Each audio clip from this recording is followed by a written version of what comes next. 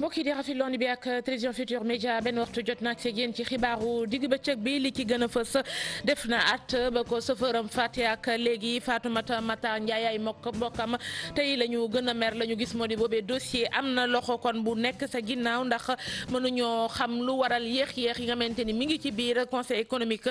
ga mu daan xëye it nañu ca seetaane naqarlu nañu koo xam ne ni waroon nañoo daxaw bokk kon ci partie civile bi ca boobee dossier waaye dañu ko baak ñoom seeti nañu leen ña ngay wéy ba tey jii di naqarlu anam yi nga xamante ni seen doom jooje génn na ko àdduna la xew ca Libi Youssou Ndour addu ci moom njiital Super Étoile jàpp ni lii yëpp ak lajj la ci kon kilifa yu Libi mu gis ni jot na nag ñu mobiliser wu ngir xeex njaam nga xamante ni ma ngay dellu si kon ca réew mu ni mel meneenum ndaje mi njiitu réew Afrique yi di dëgmal jàpp na ni faaw ñu waxtaane ci kon ponk bu ni mel bisub tey ji ñuy tàmbali campagne bi nga xamante ni moom la ñu jagleel wàllu ko ñaq ngas rougeole ak rubéole ci tout temps ki atum 2016 Sénégal téeméeri ka ak ñeent fukk ak juróom ci wàllu ko ngas ñu xayma ko fi loole nag waral xeeti campagne yi nu mel jëwriñ ju ñu dénk wàllu ko wér-gu-yaram xëy amal kon lancement boobu la ñu ca bëgg gàtt-gàtt ñaari téeméeri gone ñaari millions yi gone ak lu tekk ñaq yi laal leen bisub tey it ñu jagleel ko tout tànk yi kon ci àdduna bi ñu am ci gan monsieur Niokhobaye Diouf directeur promotion des droits de l'enfant moom mooy suñu gan moom lañ ci fas yéene waxtaanal monsieur Diouf ñu lay nuyu. maa ngi lay fay Adja Ngoné. di leen ndokkeel yow mi toppatoo gone yi. jërëjëf di kontaan tamit si invitation bi. mi ngi noonu kon ci kanam tuuti danañu waxtaanee dundinu ko tout tànk yi rawatina seen àq ak yelleef fii ci Sénégal ponk yaa nga kon mbokk yi nis tuut ñu yaatal ko.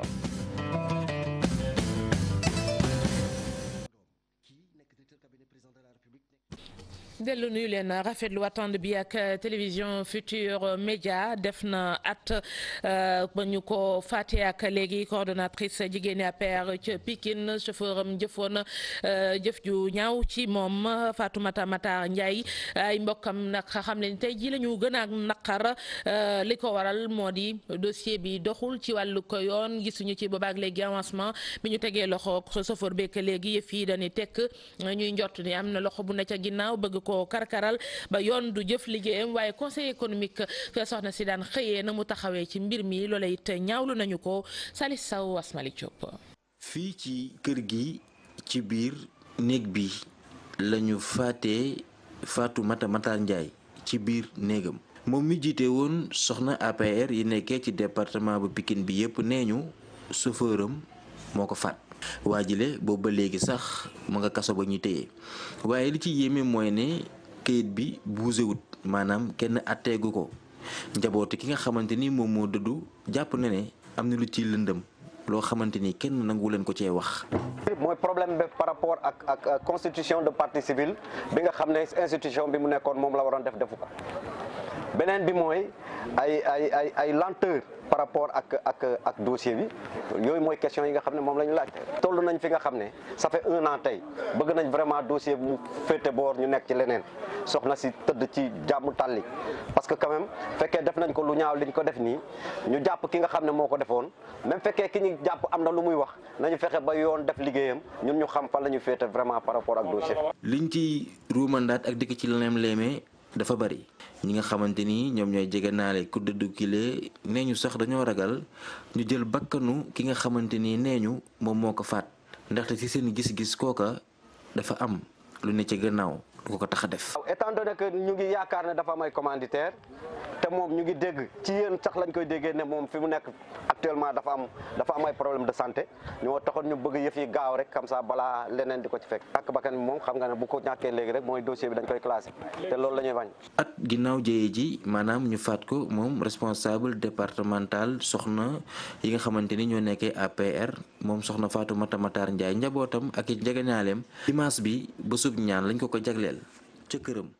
dellu di ko massawu njabootu ko Fatoumata Mata Ndiaye di leen massawu di ko ñaanal suuf sedd ci kawam fa li nga xamante ni nag moo di Thiaroye Gare foofee askan wa ñoom ñoo taxaw nee nañu bëgguñu beneen centre commercial ci camp militaire ba juróom-ñaari hectare la ñu leen war a jox ñetti kon la ñu jëfandikoo loolaa tax ñu taxawal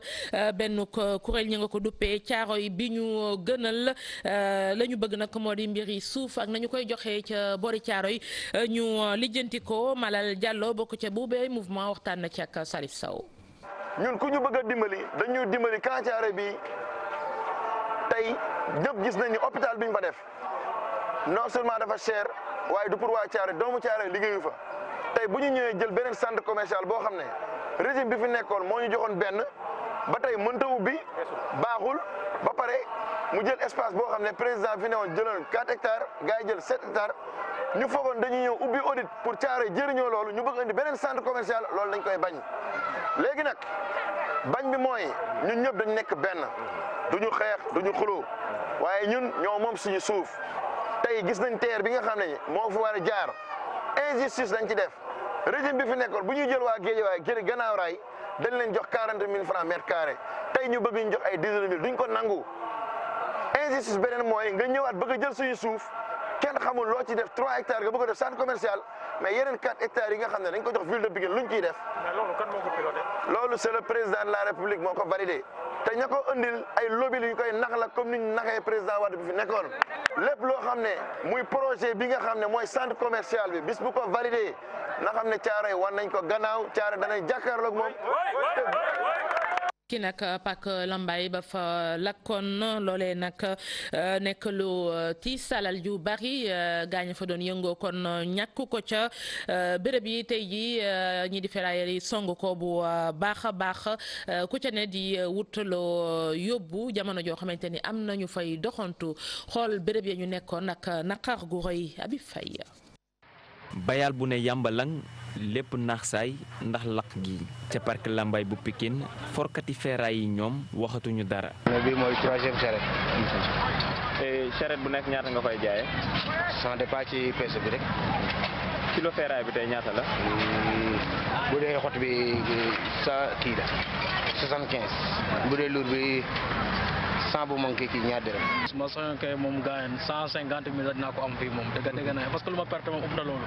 ku ci nekk di ci gis boppam te it koomam di gën di yokk. naa boobu ay 210 kilos prix de 100 francs prix 200 francs nga am ci 210 kilos 210 kilos kon ñaata xaalis muy 21 000 muy 21 000. affaire bi dañoo gis ñu la ko wax dëgg parce que fu ñu nekk nii neexul kenn quoi waaye xam nga ne feray bi parce que suba bu léegi camion yi dañ koy for pour sànni ko fële Bobos. léegi ko sànni foofu itam ay nit ñoo ko for parce que ñoo tax suba ba léegi ñu bay fii ñu koy foraat moo tax ñu nekk fii di foraat suba ba léegi. ñëw ngir xettali ay waajuram yu ñàkk seeni alal ci lakk googee ndaw mi amul beneen pexe lu dul di fore ay feeraay ngir dabu. sama papa la ay xaram yëpp dee nañ fi ay matériel yu bëri ay bëy lépp yoroon na ko fi. léegi yow sama papa matériel am lu ma yàqaloo fii rek ay millions la. lakk gi xew ca parc Lambaye teewul forkati feeraay yi di profitoo ci li ni mel ngir am lu ñu yóbbu seeni kër yi mu mel ni li ni mel ab mbégte la jur ci ñoom naamit doonul la leen gënal bi leen lakk yóbbu ay millions ci suñu koppar lakk googee waral yenn ci gox fii ci diwaanu Ndakaaru amuñu woon ndox te itam courant mu jeefa coupé. Abi Faye dellu loon ñu fële kon ca parc ferraille Libye ak doomi Afrique ñu ni dañu leen fay jaay 300-400 euros di leen yóbbu ci ay tool ak di leen métital di sàkku ñenn ñi loolee Youssou Ndour ma nga koy naqarlu kilifay Libye nag la jàpp ni ñoom ñooy responsable ci wàllu woowu muy sàkkut ci kon réew yi ñu mobiliser wu ngir naqarlu xeetu njaam googe bëgg a dellu si waat ca Libye njiital Super Étoile sàkku ci beneen sommet bi fii ci Afrique na ca njiitu réew yi taxaw àdduna bi it wax ci ñu réglé bi situation Boubacar Diallo moo tatanay kàddoom. bërki démb ci RFI li nga xam ni que la ñu def Libye lii dafa ëpp te man li ma si wax lu leer la gouvernement Libye moo incompétent parce que gouvernement day am ay renseignements loolu yàgg na fa kon gouvernement bi moo incompétent te ñun suñu bëggee def dara loo xamee ni que dañuy bëgg der bu ñuul dañu sonn quoi der bu ñuul booy tukkee sax boo yegsee boo indee sa kii Afrique du Sud léegi da ngay ñëw ñu la indil visa tubaab bi ñëw romb ñuy dem di jël nit ñi di leen jaay wala dañu sonn ci lépp dañu sonn ñu dem ñuy jaay nit ñi je pense que ne lii réaction bi nga xam ne africains yi am nañ ko réaction bu baax la te buñ ko bàyyi bu ñu seddal affaire bi dañu war a fexe ba sommet bi nga xamee ne que moom la chef d'État yi prépare je pense que ni Union africaine dafa am sommet bu mu war a def temps yi di ñëw ñu taxaw fa pas ñëw pour participer mais taxaw ci si wet gi wax chef d'État yi ak responsabilité que ni ñuy toroxalee Afrique dafa ëpp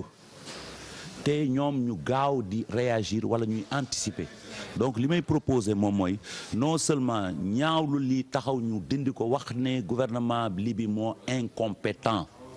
loolu mooy wax bi ensuite nag ñu taxaw nii ñu organiser wu nii ñu réagir nii bu amatee sommet Union africaine ñu xool préoccupation population africaine ak li nga xam ne noonu la ñuy toroxalee si fépp foo xamee ni que la ñuy dem ci àdduna bi léeg-léeg ñu taxaw wax sunu gouvernement yi lii dañu bëgg mu dakk te bu ñu ko bëggee def dañuy dem foofu ca seen wet taxaw wan leen ne que lii moo ñu soxal. Youssou Ndour njiital Super Étoile téeméer ak ñeent fukk ak juróomi cas ci wàllu ko ngas ñu xayma ko fi atum 2016 mu mel ni kon xeex bi des na ngir jëlee fi feebar bi bokk nag ci li nga xamante ni moom la nguur gi di door tey ji campagne ñaq ngir dabu yenn gone yoo xamante ni jotuñu woon a ñaqu wala am tardement kon ci seen carnet de vaccination boobee cérémonie lancement ba ca kon caajaay la ñu ko doon defee gàtt ñaari millions ngi gone ak lu teg war nañu ko laal ci campagne Cheikh Anta Diop la Tersey fii ci caajaay la ñu doore campagne bi nga xamante ne dañ koo jagleel ñàkk yi nga xamante ne moom la ñu fas yéene ñàkk tout tànk yi ngir xeex jàngoro ji ni ngas ak seexandoom kii nekk directeur cabinet président de la république nekkit maire ab caajaay ñaax bu baax askan wi ñu taxawu tout tànk yi ñàkk leen ndaxte jàngoro ji de jàngoro ju yéeme la te mën naa gàllankoor wér-gu-yaramu tout tànk yi. ñun nag kontaan nañu bég nañu ci lii nga xam ne yaa ngi koy commencé di liggéey commencé lancer campagne bi fii ci Thiadiaye campagne nag wax naa ko léegi yemul fii rek ñu ñëw solo ay yére door ay t-shirt door ay casquette def ay pancarte bu ñu paree nag dem dellu suñu kër yi mel ni dara xewul campagne bi une semaine lay durer campagne bi pour vacciner suñu ay doom lañu campagne bi pour def rattrapage la kon nag na ngeen ci jóg na ngeen am fulla am fayda xam ne xale yi amu leen lu leen gën ngeen jël leen ci semaine bii yóbbu leen ci poste de santé yi yóbbu leen ci centre de santé yi ñu dem vacciner wu parce que loolu mooy sunu ndam loolu mooy sunu devoir. jëwriñ ji nga xamante ne moom moo yor wàllu wér-gu-yaram gis ne li mu fekk ci caajaay de dal na xelam ndaxte askan wi ñoom ñëpp takku nañu ngir ñu gën a ñaax yaay yi ak papa yi ñu dimbali bu baax seeni tuut tànk yi fexe nag ba campagne bi jëm ci wàllu ping yi nga xamante ne moom la ñu fas yéene ping tuut tànk yi ñu am ci ndam. fagaru balaa ngay faju bondog rougeole ak rubéole nekk na feebar yoo xamante ne day faagagal xale mais boo jógee nga dem def vaccination say doom danañu aaru en tout cas waa Caajaay dénk nañ leen mbir mi waa Caajaay dénk nañ leen xale Caajaay mais parents Sénégal yépp dénk nañ leen xale Sénégal pour que ñépp vacciné wu bon nag nañu taxaw aar suñuy doom parce que suñuy doom ñoom ñooy Sénégal ëllëg. campagne bi door nañu ko mu fas yéene am juróom-ñaari fan jàpp ñaar fukki fan ba ñaar fukki fan ak juróom-benn ci weeru novembre bi lu toll ci 2 millions tout tànk daañu leen ping xale yi ñoom xam nañu bu baax li leen di xaar te it ñaax nañu yeneen waajur yi ñu yóbbu seeni doom ñu ñàkku ji. théâtre bi ñu amal de gindi na bu baax ñi nga xamante ne teewoon nañ ci ndorteel campagne bi. boobee campagne soxal tout tànk yi am juróom-ñeenti weer ba ci kon. ñi am juróomi at tey ji kon lañu ko tombali du gaañi nag ñooy ñëw ci biir kër yi waaye dañuy samp ci ay béréb yoo xamante ni faaw ngeen génne gone yi fekki leen fa ñu mën leen a ñaq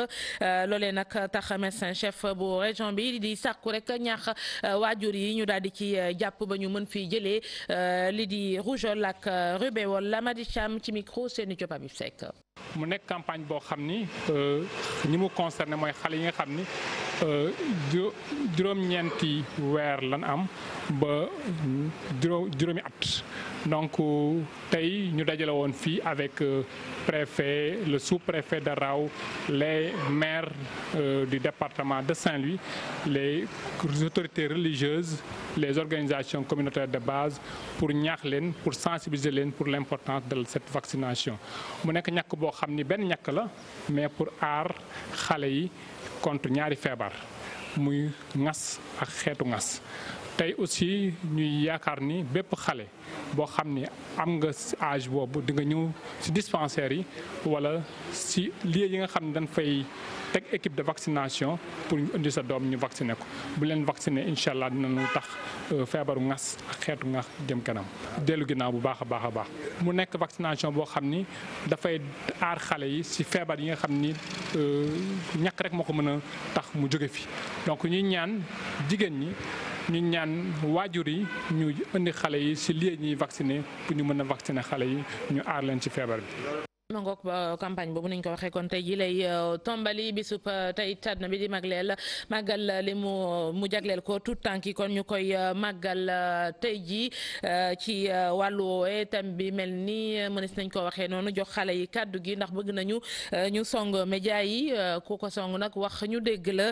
ñu am ci gan Niokho Baye Diouf directeur promotion des droits de l'enfant moom la ñuy dalal ci xibaaru digg bëccëg bi monsieur Diouf ma dellu nuyu la. maa lay dellu di fay soxna Ngone. mi ngi noonu niñ ko waxee thème bi xale yi xëy na wax ndax bu ñu songee média yi jàpp nañu ni danañu yëkki seen bopp ay kaddu gannaaw ba ñu la delluwaatee ndokkeel la ci bis bi tey ji situation xale yi boo ko doon wax ci Sénégal fu mu toll. waaw situation xale yi dafa nekk loo xam ne am nañ ci yaakaar ndaxte soo gisee tey ñuy célébrer journée mondiale de l'enfant dafa di atum 1989. mbootaayu xeet yi dañoo dajaloo ne dañuy tënk benn charte convention boo xam ne dañuy sàmmonte ak yelleefu xale yi waaye du yem foofu bépp état bu ko signé da ngay def ay pexe tëral ay politique ay programme ak ay projet pour dëggal loolu nga xam ne moom nga engagé wu. at bu jot nag dañuy toog di saytu xool nguur yi signature boobu ñu defoon engagé seen responsabilité ne dañuy sàmmante ak yelleefu xale est-ce que def nañ ci ay jéego walla déet su fekkee ne tamit liggéey nañ ci ndax am na ay jafe-jafe yoo xam ne ëllëg mun nañ ko weesu ngir gën a mun a méngoo ak li nga xam ne mun a sàmm ak yelleefu xale. gouvernement Sénégal nag wax dëgg yàlla am na ay pexe ay jéego yu rëy yoo xam ne def na ko ci wàllu yoon parce que tey jii dem nañ ba defar benn code de l'enfant boo xam ne mu ngi ci circuit bi pour ñu mun ko voter. code de l'enfant boobu day tax ñu gën a sàmmonteeg ak yelleefu xale. su loolu weesoo tamit taxaw nañu ay kuréel parce que depuis 2013 ñu ngi déroulé li ñuy wax stratégie nationale de protection de l'enfant stratégie boobu dafa jël ay ponk lépp loo xam ne ci wàllu aar la lépp loo xam ne ci wàllu tontu ci ay jafe-jafe yoo xam ne xale yaa ngi koy dund. lépp loo xam ne si wàllu aussi promotion la maanaam def ay plaidoyer pour que ñu changer def ay réformes légales réforme institutionnelle ak politique ngir gën a gouvernement Sénégal gën a mën a méngoo ak doxalin si xale yooyu aussi ñu ngi si taxaw. mais yow mi yor waaye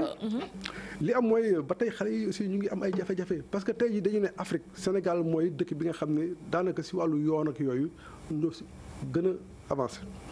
mais ba tey xale yaa ngi dund ay jafe-jafe. mais concrètement sur le terrain wàllu jafe-jafe yooyu yow mi saytu wàllu droit xale yi boo ko doon tënk qu'est-ce qui vous pose aujourd'hui le plus problème. mooy xale yi taxawal si mbedd bi def naa la kooku Sénégal yëpp la vraiment le gêné daaw président Macky Sall joxoon na fi benn décision ne nañ jëlee xale yi si mbedd bi mu nekk situation bu difficile boo xam ne ñëpp koy ñaawlu di ko méttlu ñu tàmbali ko am si ay résultats yu am solo. tàmbali bi ndaxte demoon nañ ba gox yu bari daanaka gis la fa woon xale mais après ñi nga xam ñoo waroon dugal seen loxo yëpp ci mbir mi ñu ci bari dañu dellu gannaaw taxaw su loolu weesoo tamit mbir koppar bi nga xam ne tey jii moo waroon accompagner plan de retrait boobu parce que nag soo génnee xale yi am na lu ñu prévoiroon pour jàppale njaboot yooyu nga xam ne tey amuñu doole ba jël seen xale di leen yóbbu ci mbedd bi jàppale sëriñ daara yooyu nga xam ne tamit amuñu lu ñu dundale xale yi ba leen di bàyyi ñuy dem ci mbedd bi loolu yëpp dañ ko tënkoon ci benn document boo xam ne 14 milliards la pour génne yalwaan biir Sénégal suñ ko financé woon heure bi def naa ne leneen la ñuy wax rawatina plan de communication bi nga xam ne dafa waroon dugal kilifa diine yi fédération ak ligue association maîtres coraniques yi rawatina waa société civile ñoom sax seen diggante bi def nañ ci liggéey bu am solo. mais concrètement est-ce que amul foofu manque de volonté parce que c'est vrai que wax nga ko nguur gi am na lu mu ci waroon dugal mais bu ci xaroon tànk tubayam parce que tey ji wàllu droit de l'enfant la ñuy wax ñoom mënaluñu seen bopp donc dañu leen war a protéger mais dañu leen a seetaan ci mbedd mi entre insécurité agression xiif lu nekk di leen ci fekk ñuy xaar ay milliards yoo xamante ni kañ la war a ñëw. waaw xam nga volonté mënul weesu baatu njiitu réew bi nen na fi ñuy jógee defe naa loolu mooy mesure bi ñu njëkk a saluer te aussi biñ ko tàmbalee wax dëgg yàlla am na ay résultats yoo xam ne gis nañ ko si. waaye dañoo tàmm ay déclarations. li gàllankoor lan la ñu def pour mu jóge fi la fi jóge mais dafay laaj loolu. xam nga lan moo gàllankoor mbir mi d'abord dafa am ay mesures d'accompagnement yoo xam ne war nañ ko mun a teg ngir jàppale njaboot yi ak daara yi waaye itam dañu war a appliquer la loi. parce que aussi suñu ne dañu tere yalwaan xale yi nañ génn si mbedd bi am ñoo xam ne ñu ngi continuer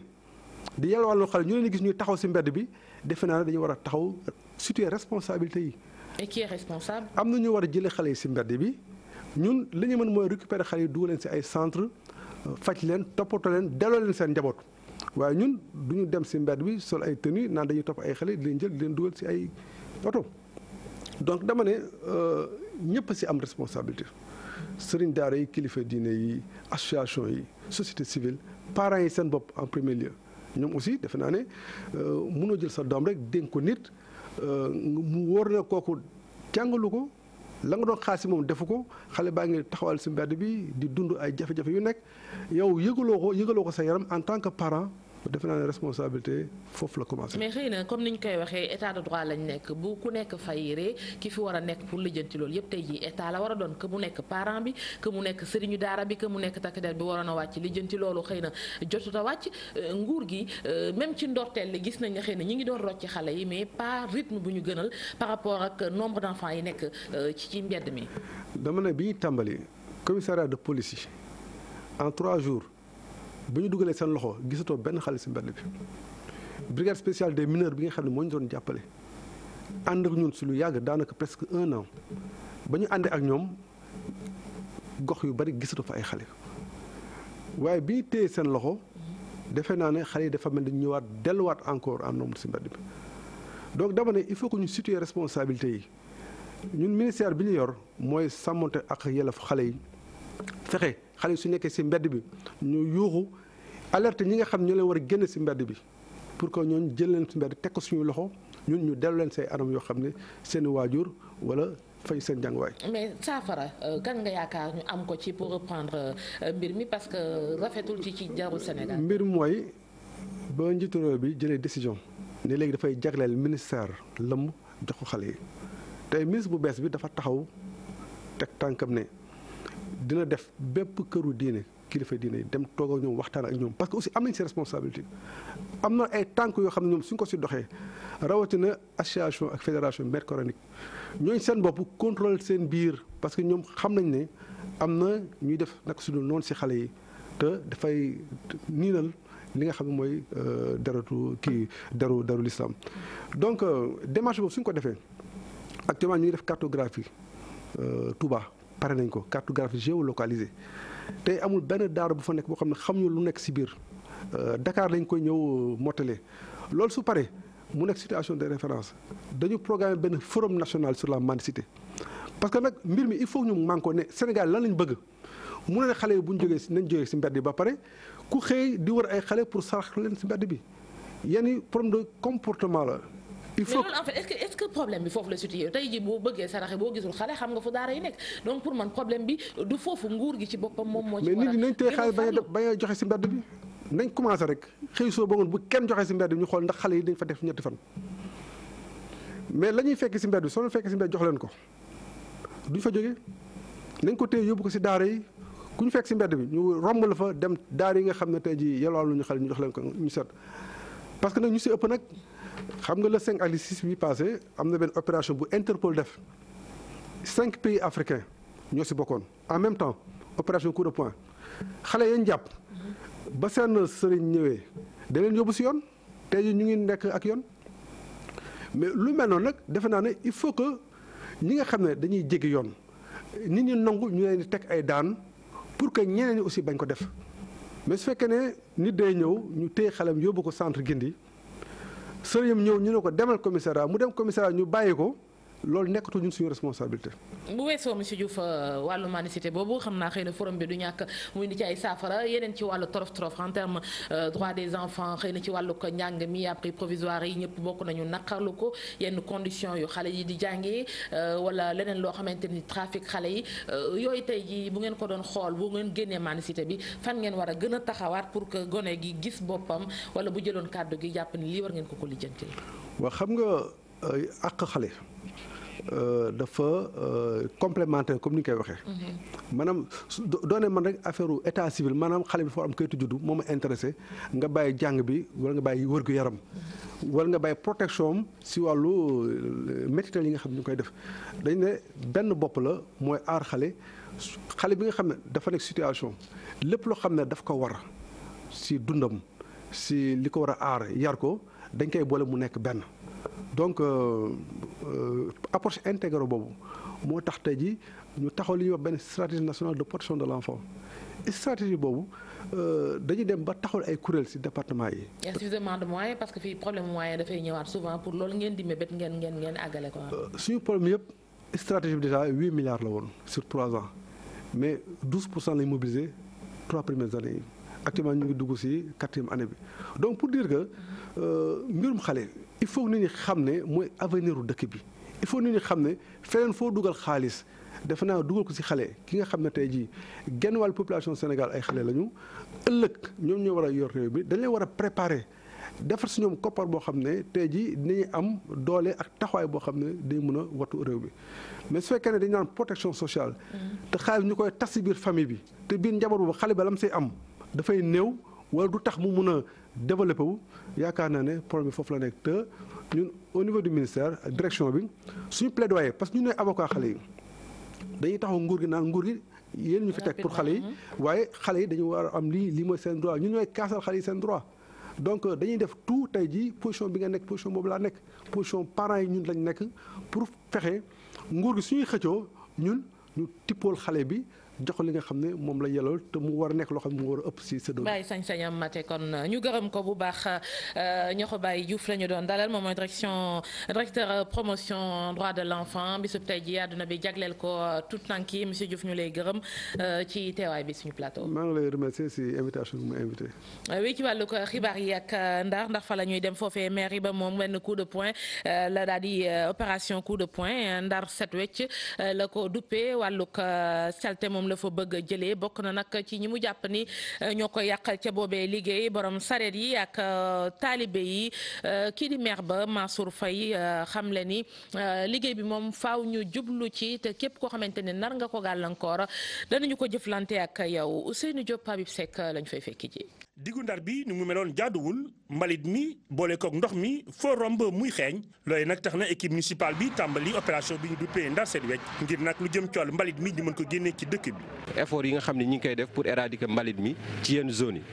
yi dafa am yenn zones yi nag yi nga xam ne dafa xaw sensible te dafa rafetul ci bët lu mel ne diggu Njëlëfeen bi lu mel ne diggu Pikine bi lu mel ne aussi route de Dakar bi ak lu mel ne aussi côté Gox Mbaaj et au-delà au niveau de la Langue de Barbarie. ci ndar géej rawatina ci dig bi fii ñi fi dëkk ak taalibe yi rawatina ñii di charretier yi ñoo taxoon jafe-jafe bi la am tax nag équipe municipale bi nii loolee daan ci jël ay pexe ngir mbalit mi ñu mën ko génnee ci dëkk bi. fii boo fi doon jaar vraiment sa yaram doon daw parce que dafa doon bëri mbalit nit ñi fii tur mbalit ak ndox mi lépp la ñuy jaxase bon mais lii dañ ne bu ñu ko nettoyé ba pare dañuy fexe ba jël ay matuwaay pour que surveillance bi am. impliqué population bi parce que c'est comme si aussi population bi impliqué wu ñu woon taalibe yi dañ jël ay matuwaay parce que nit ñi dañuy jël taalibe yi en réalité jox leen mbalit mi ñu koy tuur taalibe yi ndaw xale yi ndaw jotuñu poubelle yi bu jotulee poubelle yi ci suuf lañ koy sotti donc ñun dañ jël ay matuwaay yu sëkk travail aussi ak les GIE Setom parce que man yu nekk côté bi ñu ngi waxtaan pour xool nan nit ñi mën a boole suñu ay effort mën a liggéey ku si nekk vraiment jouer ce rôle. mu mel na sax waa mairie bi dañ ko jàppee sabotage moo tax ñu biral ni ay sanction dañ ko teg ci ñi nga xamante ni ñooy def jëf ji nu mel. ku ci jëwul sorool nag bu ñu la changé kii ñu def ay sanctionné la parce que am nañu possibilité sanctionné donc bu ñu sanctionné xam naa boo joxee carotte bi wala comme ni carotte bi ak bâton bi bon bu nangul carotte bi nag ñu door bâton bi. démb nettoyé nañu nga war si nettoyer man guddi gi ma fi jaaree ma ngi gisat ay mbalit ci suuf si je dis mais ah y a quelque chose qui va pas soit ñoom ñoo ko tey soit dañuy saboter wala ou bien peut-être voilà dañuy seen yoon newu ci. opération Ndar Seet Wecc bi dañ ko amal ci quartier yu bari ci diwaanu Ndar Géej waaye nag ngir dëkk bi gën a set mairie bi xamle na ni doomu Ndar yi kenn ku ne fa nga ne danga ci war a jàpp. Ousseynou Diop la ci wàllug jàmm njiitu réewi Afrique di ko amal janvier la ñu ko jàpp nag fii ci Sénégal ñu ni tànn ñu ko noonu rek dafa fekk ni bu ñuy xool yenn jafe-jafe yi rawatina ay boddi konte ci wàllu ko xeet ak yoni mel duñu ko fi dund Fédération pour la paix universelle ñoom it xamle ni daal bu ñu génnee ca ndaje moomu bëgg nañu am coppite yu wóor a wóor téeméer ak fanweeri réew war a teew ca moomee ndaje Déthié Diouf président kon fédération boobu waxtaan ci ak Pafara Ñing. sommet des dirigeants pour la paix n'est-ce pas mën a am fii ci Afrique ñu tànn ci sunu réew ndaxat nag am na yeneen réew Afrique du Sud ak yeneen réew yu nga xam ne pare woon nañu seeni président joxe woon nañu seen accord waaye ba yàlla defee ñoom ñu ñëw fii Sénégal ba ñu ñëwee ba fii yàlla dogal wax dëgg yàlla ñu gis li fi ne gis na ne maanaam ki nga xamee ne moom moo créé muy fondateur bi docteur Moon ak jabaram gis nañu ne maanaam ñoom li ñuy jàngale ak li ñu bëgg fii la nekk ñu ne benn famille ci yàlla loolu bu amee ñun war na ci sunu teraanga sénégalais ak sunu jikko ñu jaajëfal leen sant leen ci loolooy premier message bi ñu xam ne ne liñ ñu defal ñun gis nañ ko sunu doole mayuñu ko mais seen yéene ak ndogalu yàlla moom moo tax loolu am. Sénégal Gambie ak Guinée-Bissau fexe ba nit ñi di mën a dem ak dikk ca na mu leen neexee waaye it seen alal di leen topp te duñu ci am benn jafe-jafe loolee gis nañu ni nañu waroon a demee wuñu ba tax na ñoom daje nañu ca Séléti sorewul frontière bu Gambie xool daal naka la ñu war a mën a def waaye ca boobee liggéey faw kon njiitu réew yi jàpp ci ndaje ma ci kilifteefu société civile bi la woon Boubacar Diassi Lamine Magnan. jafe-jafe am nañu ci dem ak dikk doomu aadama yi ak seeni bagage ci diggante Sénégal Gambie ak Guinée-Bissau ba tax na ay kuréel yu féete ci société civile yu nekk ci bët saalum réew mi amal am ndaje gu yaatu ci Séléti di dëkk kaw bi nekk ci frontière ak Gambie ngir wut ay solution ci jafe-jafe yi. prétexte bu nga xam ne vraiment pour ñu dajale nit ñi pour jéem a waxtaan si ak population yi mais aussi ak autorité yi si lu dem si tucci dugg Gambie dugg Guinée-Bissau bu ngeen dugg fii Sénégal mais aussi lu dem si àll ba ku jógee fii Sénégal di bugg a dugg Gambie ou bien ku jógee Gambie di bugg a dem Guinée-Bissau ñu koy laaj mu fay laisser passer alors que mu yore kayitam. ndaje gi am ci taxawaayu Enda Diapol dafa doon waxtu bi ñu taamu ngir wax ci wutum jàmm ci ñetti réew yi. dañu dem ba xam ne jàmm mënuñu waxtaan affaire jàmm te bàyyi waa Guinée-Bissau ak waa Gambie. ñu profité ci it ngir ñaan président bu Sénégal bu Gambie ak bu Guinée-Bissau ñu taxaw ci. muy Adama Barrow donc muy président Guinée-Bissau bi muy président Sénégal dañ leen di won ne leen ñun jàmm lañu bëgg jàmm lañu bëgg ci suñu biir réew yi jàmm lañu bëgg ci suñu diggante réew yi. ndax ñu teew ci giir ndaje ñoo ngi bàyyi ko Gambie ak Guinée-Bissau fekk si fii waa Sénégal. ngàmm gi ñuy dëgmal ak comité d'organisation bi jënoo ci ak waaye taskatu xibaar yi samedi sëñ Pape Malick si nag yëkki fay kaddu ci déclaration boobu ma ngay ñaxaat gaañi ci wàllug yar waaye it sécurité ngir gàmm gu jaar yoon sofër si ci tali bi wax na ñoom daw ndànk dal ndànk bëgguñoo dundaat yenn xeetu choc yi ak gàmm gi nga xamante ni kon ñu ngi koy amal waaye président Macky Sall ma fa war a ñëw. bu ñëwee ni ñu ko war a teertoo Cheikh Anta Diop la tercé ñëw ci dellu si. gàmmug ren gi ñu gën cee fas yéene fàttaliku ñaar ñi nga xamante ne ñoom ñoo nekkoon ci xilaafa gi te dëddu àdduna ñu fas yéene leen fàttali bu baax di sëriñ Cheikh Ahmed Tidiane Sy Al Maktoum ak sëriñ Abdou Aziz Sy Al Amin sëriñ Mbaye Mansour mi nga xamante ni moom mooy xalifa général bu yees bi kii nga xamante ne moom la jox kàddoom mi ngi sàkku ren ji chauffeur si ñu daw ndànk bañ a indi benn accident ci tali. yooyu yëpp dafay dellu ci cadre yar dellu ci cadre discipline. oto yi indi nit ñi nañu wax chauffeur yi ni leen yemunu mat ay doomu aadama la ñu yem mooy apprenti ba la nga ca gannaaw naan la dawalal lu am yàlla dañ baaw ka ne la d'accord nañu génne responsabilité yi ba mu jeex ñu door a seet ba xam yàlla am na ci responsabilité wala amu ci responsabilité mais yooyu yëpp ñu bàyyi ci xel kaddu yi nga xamante ne jóge na ci xalifa général des Tidianes mi ngi sàkku ci waa Tiwaawan ak bépp taalibe Tidiane ñu génn ngir teeru président Macky Sall bi nga xamante ne moom la ñuy xaar ci Tiwaawan ci àllarba ji. Serigne Mbaye Sy Mansour Al Khalifa dafa yónnee woon wax ne ñu bàyyi loolu nit ñi xel ci ñëw bi président Macky Sall di ñëw ngir teral esprit waaye président Macky Sall fi moo ko moom waaw day ñëw rek ñu ngi koy xaar mais duñ ko ubbee suñu loxo suñu xol lañu koy ubbee bu ñëwee ñu teral ko teraanga bu tolloo moom. comité d'organisation gàmmu Tiwaawan nag ñoom nee nañ ñi ngi xaar nag séntu weer wu njëkk wi ci dimanche ji bu ñu sàgganul ci altine bi mën nañoo door burdu bi.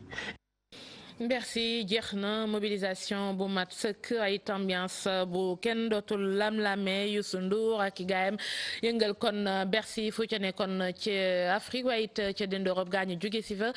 fa fekk si ko kon foofee ca Bercy moomoon it gan ñoom solo ci bis bi ay satu pay jibindoo yi ñoo ci dellu si.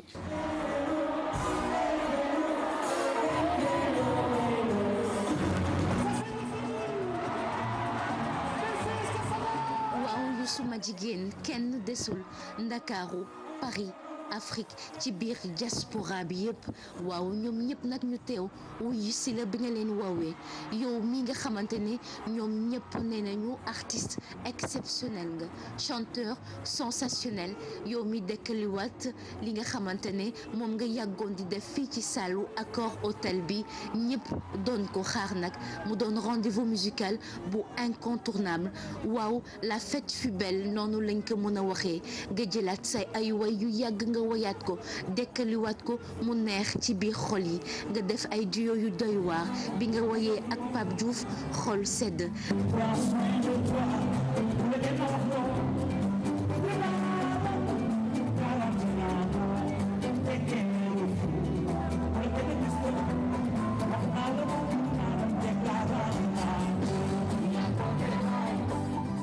ay kon yéeg mu nekk symbiose totale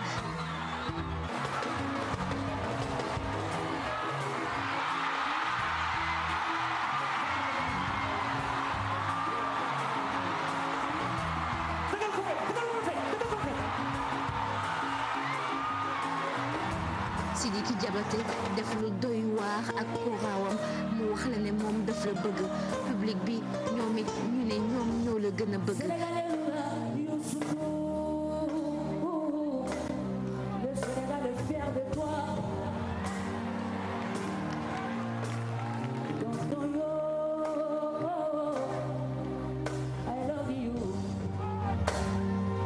loolu kenn du tayel di ko wax Youssou ma jigéen ndax defaat nga sëmanin yow mi nga xamante ne yow la ñuy wax roi du mbalax nga woy mu jóge ci xol delluwaat ci xol émotion yi bëri fépp fu nekk bëri ci yow bëri ci public bi nga xamante ne moo janook yow ndaw yi sax bëggoon nañu jooy ndaxte woy yi neexoon nañu lool gis ci seen bopp ñoom bu baax ci woy bi ful bi di yooxu sa tur ndax mbégte bi nga def ci ñoom waaw la fête fut belle émotion yu bëri sensation yi doy waar mu nekk mbégte allégresse nit ñi kontaan bég